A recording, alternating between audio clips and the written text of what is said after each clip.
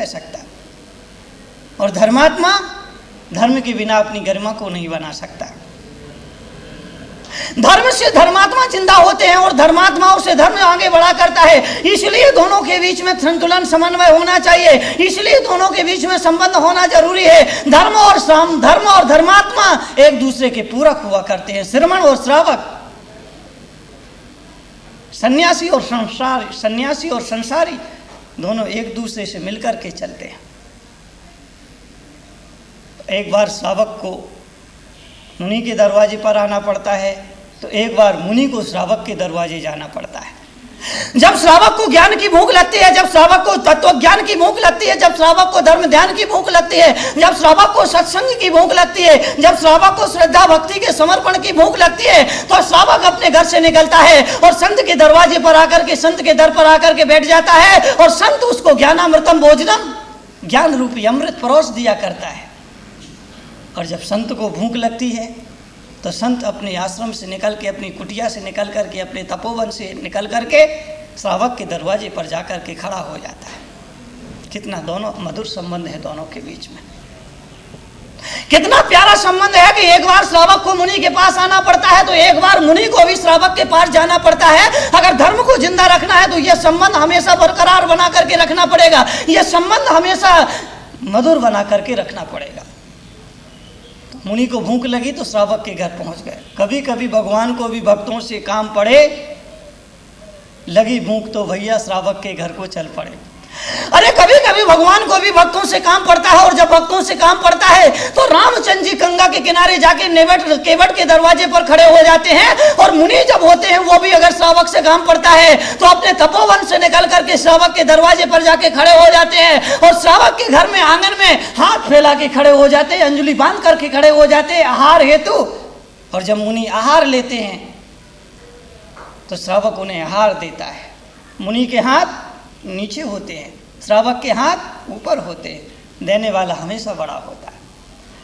भगवान महावीर ने कहा है कि उस समय श्रावक चूंकि दे रहा है इसलिए वह श्रावक बड़ा हो गया, और मुनि उस समय ले रहा है इसलिए कुछ क्षण के लिए, एक दृष्टि से, एक अपेक्षा से मुनि छोटे हो गए, श्रावक बड़ा हो गया। अरे दान का महत्व देखिए कि मुनि जो सर्वोच्च हुआ करता है वह बड़े से बड़े सम्राट से भी बड़ा हुआ करता है, लेकिन त्याग के वक्त वो श्रावक बड़ा हो जाता है, इसलिए उसके हाथ ऊपर हुआ करते हैं और मुनि के हाथ नीचे हुआ करते हैं। लेकिन श्रावक को ये अहंकार ना आ जाए कि महाराज देखा मैं बड़ा हूं।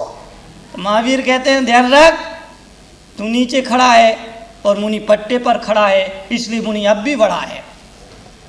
महावीर ने कहा कि अहंकार करने की जरूरत नहीं है, गरूर करने की जरूरत नहीं, ज्यादा उछल कूद करने की जरूरत नहीं है, ज्यादा अपने आप को बड़ा समझने की जरूरत नहीं है। देख तू अब भी नीचे खड़ा है, मुनि पट्टा पर खड़ा है, इसलिए मुनि अब भी बड़ा है। श्रावक के अहंकार को तोड़ दिया। अगर ऐसा कोई भाव आ जाए तो महावीर उसी समय कान पकड़ के कहते जरा नीचे दे, तू जमीन पर खड़ा है, मुनि पट्टे पर खड़ा है, इसलिए मुनि अब भी बड़ा है। ये परंपरा है। भगवान ऋषभदेव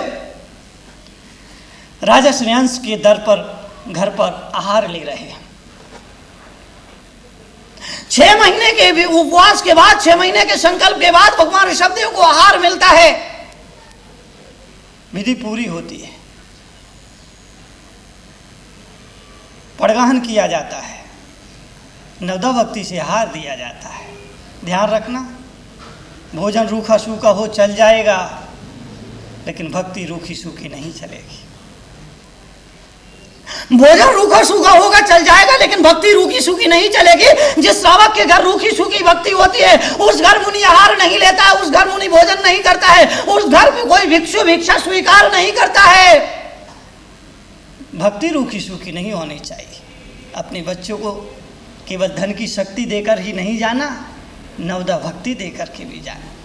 अपने बेटे को लंबा चौड़ा व्यापार देकर ही नहीं जाना, धर्म का आधार देकर के भी जाना। अपने बेटे को केवल व्यापार देकर ही नहीं जाना, धार्मिक संस्कार देकर के भी जाना, नवदा भक्ति का पाठ सिखा करके भी जाना, ताकि उस घर में मुनियों के चरण पड़ते रहे। और जिस घर में मुनियों के चरण पड़ते रहेंगे वो वो घर कभी शमशान नहीं बन सकता है, उस घर में कभी व्यसन नहीं आ सकता है, उस घर में कभी शराब पीने वाले पैदा नहीं हो सकते हैं, उस घर में कभी लड़ने और झगड़ने वाले पैदा नहीं हो सकते हैं, उस घर में भाई भाई के विरोध में अदालत में खड़ा होने वाला पैदा नहीं हो सकता है, सासू और बहू में झगड़ा नहीं होगा, उस घर में बहुएं नहीं जलाई जा सकती है, उस घर में एक दूसरे के प्राणों की कोई प्यासे नहीं हो सकते। जहाँ संतों के, जहाँ ज्ञानियों के, जहाँ बुद्ध पुरुषों के, जहाँ तीर्थंकर पुरुषों के चरण पड़ते रहेंगे, वहाँ ऐसे अधार्मिक लोग कभी पैदा नहीं हो सकते। तो अपने बेटे को नवदा भक्ति का ज्ञान दे करके जाना, धर्म का संस्कार दे करके जाना, धर्म की शिक्षा दे करके जाना, नैतिकता का पाठ पढ़ा करके जाना, जीवन में जीने के काम आ सके वो पाठ, वो बोध, वो दिशा, वो दीक्षा, वो शिक्षा दे करके जाना। तो नवदा भक्ति, पड़गाहन, उच्चासन, पाद प्रक्षालन, पूजन, नमन और मन शुद्धि, वचन शुद्धि, काय शुद्धि, आहार जल शुद्ध है। इसको नवदा भक्ति कहा जाता है। ये नवदा भक्ति हुआ करती है, श्रावक के द्वारा होती है, मुनि के लिए, आचार्य के लिए, भगवान के लिए, तीर्थंकर के लिए। इस नवदा भक्ति से मुनि को आहार दिया जाता है। बहुत से हमारे भाई ऐसे हैं जिन्हें शुद्धि बोलना भी नहीं आता है। मुनि को आहार देते समय, मुनि को भिक्षा देते समय, मुनि को भोजन देते समय शुद्धि कैसी बोली जाती है, बहुत से हमारे भाइयों को यह भी नहीं पता। एक श्रावक बंधु के यहाँ मैं आहार लेने के लिए गया, एक श्रावक आहार देने आया, मैंने इशारे से कहा आप शुद्धि बोलिए। उन्होंने कहा ए स्वामी, मन शुद्धि, वचन शुद्धि, काय की शुद्धि? मैंने कहा गेट आउट फ्रॉम दिस चौका। काय की शुद्धि? मैंने कहा जब आपको यही नहीं मालूम कि शुद्धि कैसी बोली जाती है तो फिर आप आहार देने के अधिकारी नहीं। एक श्रावक के और में आहार के लिए गया, पहली बार आहार हुआ था, पहली बार उन्होंने आहार दिया था। एक कॉलेज में पढ़ने वाली लड़की, साइंस की विद्यार्थी, साइंस की स्टूडेंट, वो आहार देने के लिए आ गई। आहार देने के लिए आई, उसने पड़गाहन किया और पड़गाहन करने के बाद उसने कहा हे स्वामी, मन शुद्धि, वचन शुद्धि, काय शुद्धि, आहार जल शुद्ध है, प्रयोगशाला में प्रवेश कीजिए, प्रयोगशाला में प्रवेश कीजिए। मैंने कहा प्रयोगशाला में नहीं, भोजनशाला में प्रवेश कीजिए। साइंस की स्टूडेंट थी। मैंने कहा प्रयोगशाला में ले जाके पता नहीं तुम क्या करेगी। तो ये शुद्धि का ज्ञान होना चाहिए, नवदा भक्ति का ज्ञान होना चाहिए। जब श्रावक में से नवदा भक्ति का ज्ञान खत्म हो जाता है तो याद रखना धर्म का गौण हो जाया करता है, धर्म का अभाव हो जाया करता है। भगवान शबदेव के समय 4000 मुनि जो अपने संयम के मार्ग से विचलित हो गए थे, संयम के पद से च्युत हो गए थे, मुनि पद से भ्रष्ट हो गए थे, उसकी वजह मुनियों की कमी नहीं थी, उसकी वजह श्रावकों में नवदा भक्ति का ज्ञान नहीं था। श्रावक अपने कर्तव्य को भूल गया था, श्रावक अपने धर्म को भूल गया था, श्रावक को यह नहीं पता था मुनि को आहार कैसे दिया जाता, उनका पड़गाहन कैसे किया जाता।